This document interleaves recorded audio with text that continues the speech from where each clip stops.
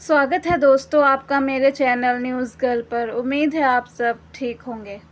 चलिए शुरू करते हैं आज की वीडियो कुछ तड़कती भड़कती खबरों के साथ। सबसे पहले बात करते हैं एल्विश यादव और फुकरा इंसान की कंट्रोवर्सी के बारे में। जैसा कि हम जानते हैं आए दिन इन दोनों के बीच कंट्रोवर्सी होती रहती है। बात करते हैं इस बार ऐसा क्या हुआ। फुकरा इंसान ने एक ट्वीट करते हुए कहा अंबानी की शादी के ऊपर कि over 5,000 crore spent on Ambani wedding. Imagine this amount of being spent on saving the lives of people suffering from critical illness and those who couldn't afford health care cost.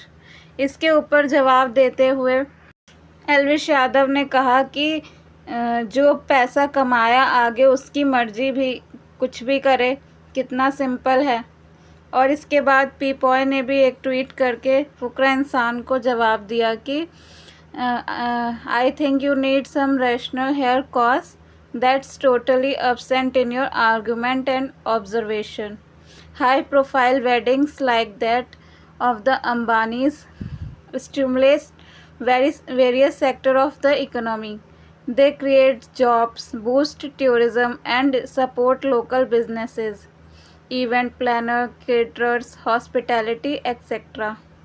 और ऐसे ही उन्होंने बहुत कुछ अपने ट्वीट में कहा फुकरा इंसान के लिए। जिसके बाद फुकरा इंसान का रिप्लाई फिर आया जिसमें उन्होंने कहा कि it's too funny to see some people not knowing the difference between buying a house and spending money on marriage PR. ये रिप्लाई इन्होंने उन लोगों पर किया, मतलब कई लोगों ने रिप्लाई किया था फुकरा इंसान के पहले वाले ट्वीट पे कि इतना ही चैरिटी करनी है तो अपनी बहन की शादी में इतना खर्चा क्यों किया, मंदिर में कर देते और बाकी का पैसा चैरिटी कर देते, या फिर तुम इतने महंगे घर में क्यों रहते हो, कहीं सस्ते में रहो और बाकी का पैसा चैरिटी में लगा दो।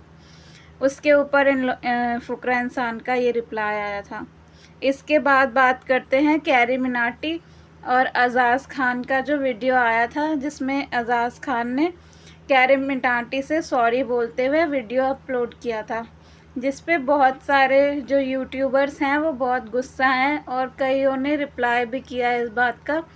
और जो जैसा कि हम जानते हैं कि कैरी मिनाटी गुज्जर समाज से आते हैं, तो जो गुज्जर लोग हैं वो लोग भी काफ़ी नाराज़ हैं। नितिन चंडीला ने भी इसके ऊपर वीडियो बना के डाली है अपने अकाउंट पे, आप जाके चेक कर सकते हैं।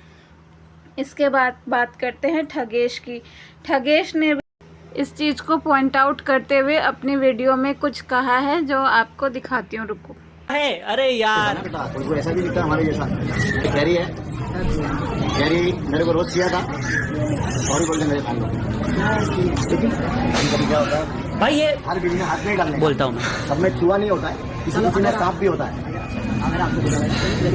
बस भाई मैं एजाज खान को क्या बोलूं भाई, मेरे को क्लाउन लगता है, एक नंबर का क्लाउन कसम से भाई। मतलब तुम अगर किसी कोई अपने तुम सोशल मीडिया पे रिप्लाई दो, तुम सोशल मीडिया पे रिप्लाई तो दे नहीं पाए उस पॉइंट पे, है ना। तुम फिर कहीं पे कोई बंदा अकेला घूम रहा है, कहीं पे कोई बंदा फैमिली के साथ घूम रहा है, तुम उसको पकड़ के मास्क वास्क उतारोगे, ये कूल नहीं है ना भाई। फिजिकल होना अलग बात है, ओके। अगर यही कैरी भी अगर 6 बंदों के साथ घूम रहा हो, 5 बंदों के साथ घूम रहा हो तो भी ये कर सकता है। तो बात यही है कि अगर तुमको सॉरी और ही भूलवाना, चलो ठीक है तुमको बुरा लगा, लेकिन तुमको फिर वो सॉरी बुलवा के तुमको सोशल मीडिया पे डालना है, उससे हाइप लेनी है ना। इसके बाद हमें देखने के लिए मिलता है कि लक्ष्य चौधरी ने जो अपनी रिसेंट वीडियो डाली है बिग बॉस नाम से, उसमें भी उन्होंने भी कैरी मिनाटी और अजाज़ खान के जो पॉइंट्स हैं उन पे बात की है। ये रही वीडियो।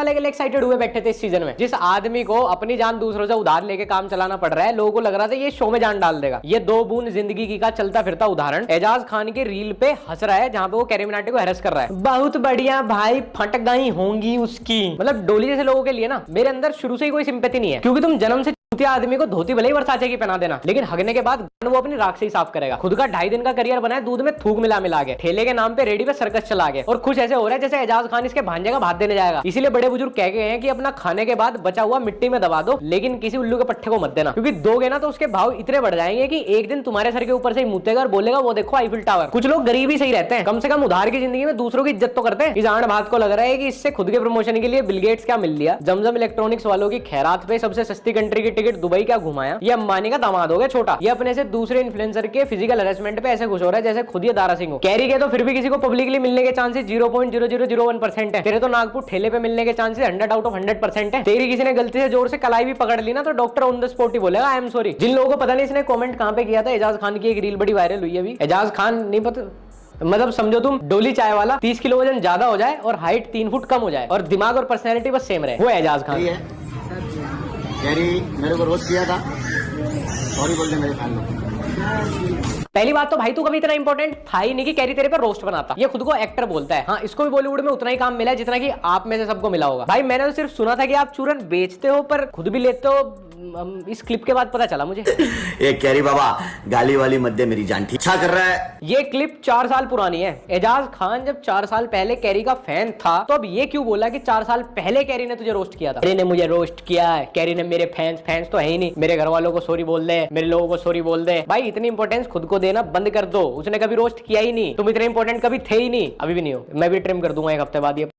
इसके बाद बात करते हैं बिग बॉस की। आज बिग बॉस के एपिसोड में हमें देखने को मिला कि शुरू में ही सना मकबूल की सुबह सुबह लड़ाई हो जाती है अरमान के साथ। अरमान आके जानबूझ के स्टाइलिश वाली चीज़ पे उन्हें पोक कर रहे होते हैं। उसके बाद वो कटारिया से भी लड़ाई करते हैं और ये सब शॉर्ट आउट होने के बाद शिवानी अपनी कहानी सुनाती है जिससे नेजी को बहुत बुरा लगता है कि अभी तक मैं इस के बारे में गलत सोच रहा था और शिवानी रोने भी लगती है अपनी कहानी सुनाते सुनाते।